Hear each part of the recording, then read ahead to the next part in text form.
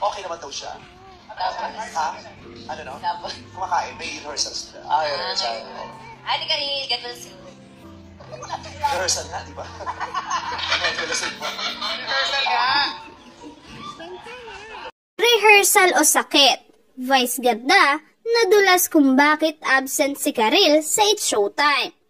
Kinaaliwan sa TikTok ang video clip ng inconsistency sa dahilan kung bakit absent sa It's Showtime ang isa sa mga host na si Karil nitong Saturday episode December 16. Inabangan kasi ng madlang people at madlang netizen kung magkikita-kita na ba sina Karil at Dongyan o sina Kapuso Primetime King and Queen Ding Dong Dantes at Marian Rivera na bumisita sa nabanggit na noontime program. Si Karil at Ding Dong ay mag-ex at matatanda ang naging issue noon ng pagpasok daw sa eksena ni Marian na eventually ay mag-asawa na ngayon.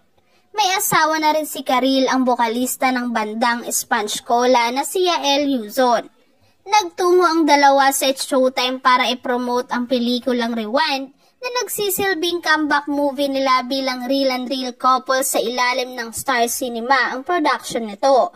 Sad to say, wala si Karil dahil batay sa ex-post niya noong December 13, may iniinda siyang sakit kaya baka hindi raw siya makakapasok ng ilang araw.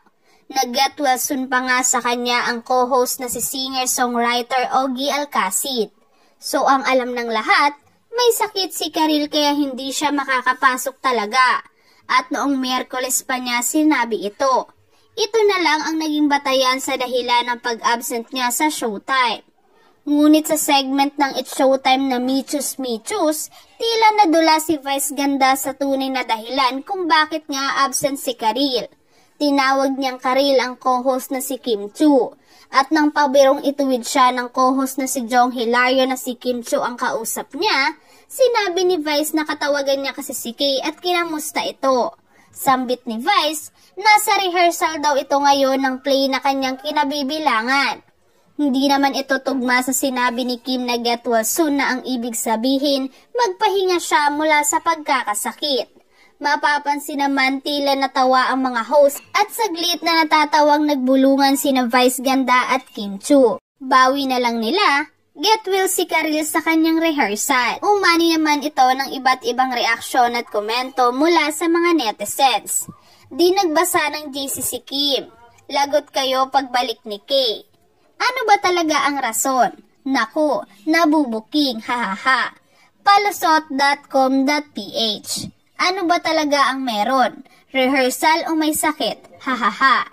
Samantala, wala pang tugon, reaksyon o pahayag si Karil tungkol dito.